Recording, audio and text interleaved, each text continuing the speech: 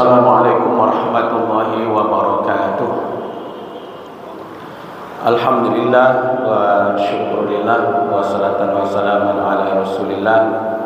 Asyhadu an la ilaha illallah wahdahu la syarikalah wa asyhadu anna Muhammadan abduhu wa rasuluh. Allahumma fasalli wa sallim ala Muhammad wa ala alihi wa ashabihi ajma'in. Allahumma arhamna wa ahlana bil Qur'an. Allahumma akrimna wa ahlana bil Qur'an. Qala Allah Ta'ala fil Qur'anil Karim, a'udzu billahi minasy syaithanir rajim. Bismillahirrahmanirrahim. Wal fajr wa layali 'ashr wasyaf'i wal watr wal laili idza yasr. Hal fi zalika qasamu lizi hijr. Sadaqallahul azim. Demi fajar, demi malam yang 10, demi ganjil dan genap, demi malam yang berjalan. Dari sumpah-sumpah yang demikian terdapat kekuasaan Allah bagi orang-orang yang berakal. Al-Quran surat Al-Fajr ayat 1 sampai 5. Bapak ibu-ibu yang dimuliakan, dari terbitnya fajar kemudian malam yang berjalan serta antara ciptaan dengan penciptaan alam, baik itu yang berpasang-pasangan, artinya Allah bersumpah demi alam yang ditunjukkan, apakah fajar, apakah malam, apakah makhluk yang diciptakan. Di situ ada terdapat kekuasaan Allah dari sumpah-sumpah itu bagi orang yang berakal, yaitu hijr. Ya, jadi akal bisa mencerna apa yang terjadi di alam ini. Terjadinya pergantian siang dan malam itu ada kekuasaan Allah di situ.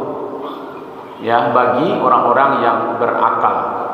Maka itu sebenarnya akal inilah yang akan memberitahu kepada kita mana yang pantas, ya, mana yang bisa melalaikan kita. Maka itu mana kita yang akan terseret kepada nafsu, manusia terseret kepada ingkar kepada Allah dan Rasulnya. Maka akal itu dari pergantian siang dan malam, dari gejala-gejala alam yang terjadi, maka dia akan bertemu di situ kekuasaan Allah. Termasuk gempa yang terjadi itu, di situ ada kekuasaan Allah. Sayangnya bapak-bapak, ibu-ibu, setiap apa yang terjadi di bumi ini orang tidak banyak mengkaitkan kepada Allah. Gempa terjadi dikaitkan dengan lempengan, dengan letusan gunung, dengan A, B, C, tapi tidak sampai kepada Allah. Seharusnya dikaitkan kepada Allah, karena la taraka syai'un illa biiznillah.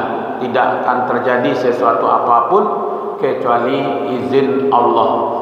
Ma asaba min musibatin fil ardi wala fi anfusikum illa fi kitab. Tidaklah musibah itu terjadi, baik yang menimpa di bumi ataupun yang menimpa kepada dirimu, kecuali di situ ada ketentuan Allah. Ya, maka itu bagaimana kita bisa memfungsikan akal supaya pertama mempelajari apa yang terjadi ini, lahirlah ilmu pengetahuan. Akal itu adalah memahami kebenaran-kebenaran apa yang terjadi di alam. Maka akal itulah yang memikirkan apa yang terbaik yang harus kita lakukan. Ya kan? Akal itu adalah pencerna syariat. Ya, syariat Islam ini dicerna oleh akal. Maka salah satu, ya kan, yang wajib atau diberi syarat untuk mengamalkan Islam itu adalah baligh dan berakal. Nah, bagaimana manusia bisa memanfaatkan akalnya sehingga dia bisa tercegah dari perbuatan keji dan mungkar gitu. Maka siapa mukmin yang paling baik akalnya?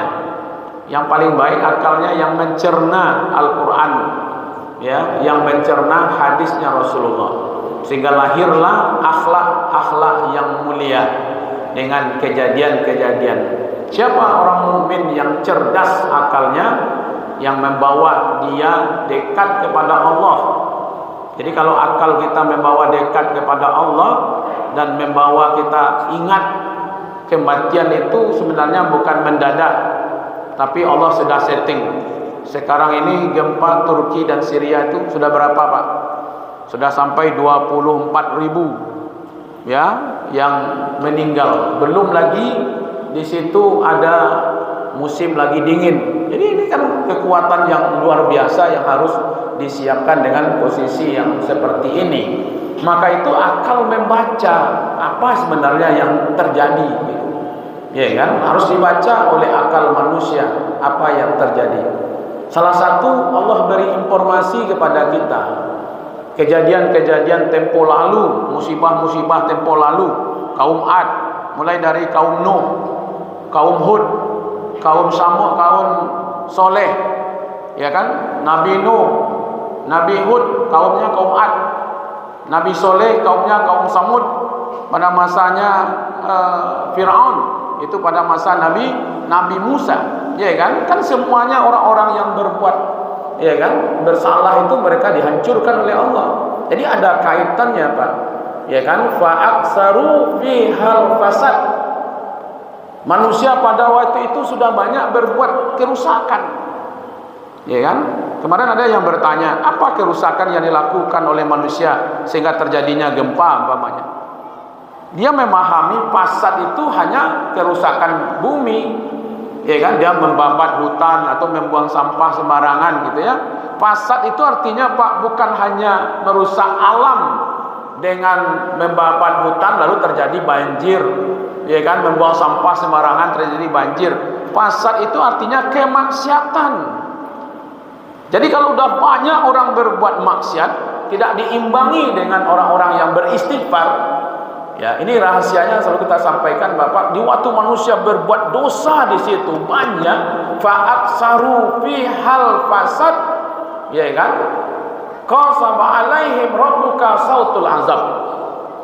Kalau sudah banyak manusia itu berbuat salah, berbuat zalim, berbuat dosa, maka bumi itu berdoa kepada Allah supaya diberi izin untuk menghancurkan manusia ini. Jadi jangan dikira bumi ini tidak bicara, Pak. Ya kan? Iza zulzilatil ardu zilzalaha wa akhrajatil ardu asqalaha wa qalal insanu ma laha. Ya kan? Kan di situ ya. Sehingga apa? Bumi itu tuhaddisu akhbaraha. Bumi itu bercerita tentang apa yang terjadi kepada dirinya, kepada Allah. Di waktu manusia itu berbuat jahat, berbuat zalim di situ, bumi mengeluh, bumi bercerita kepada Allah dan minta supaya diberi izin untuk menghancurkan manusia di situ. Di waktu Allah memberikan izin, terjadilah musibah di situ. Maka dari itu, Bapak-bapak, hanya orang yang berakallah yang bisa mencerna bagaimana kisah di masa Fir'aun Allah hancurkan, Korun dihancurkan, Namrud dihancurkan, kaum Nuh dihancurkan, kaum Ad dihancurkan, kaum Samud dihancurkan, kaum Sodom dihancurkan. Siapa yang bisa mengkali itu? Itu orang-orang yang berakal. Maka itu, Pak, akal ini penting. Pak tahulah, kalau Pak Surabaya di jalan orang nandak barakah, apa yang terjadi? Berjalan orang yang tak barakah, tak berfungsi akalnya, apa yang terjadi, Pak? Pertama cari pakaiannya, tak tentu saya bantu pakaian. Kadang-kadang nyobok kantong asoy, nyobok barang sabarik-bariknya, Pak, nyobok gendong ke situ, gendong ke mari. Itu tanda apa?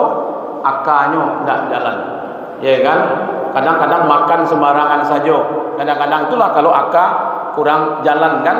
Maka itu di waktu manusia tidak memfungsikan akalnya untuk mengkaji apa yang terjadi di alam ini, maka dia tidak akan sampai kepada Allah. Maka itu memanfaatkan akal kita melihat apa yang terjadi, sehingga subhanaka, ya kan, maha suci Allah, ma khalaqta haza batila, tidak ada satupun ciptaan Allah ini yang sia-sia. Mudah-mudahan bermanfaat apa yang terjadi ini, sehingga semakin dekat kita dengan Allah. Amin ya rabbal alamin. Wabillahi taufiq wal hidayah. Nasrun minallah wa fathun qarib wa basyiril mu'minin. Wassalamualaikum warahmatullahi wabarakatuh.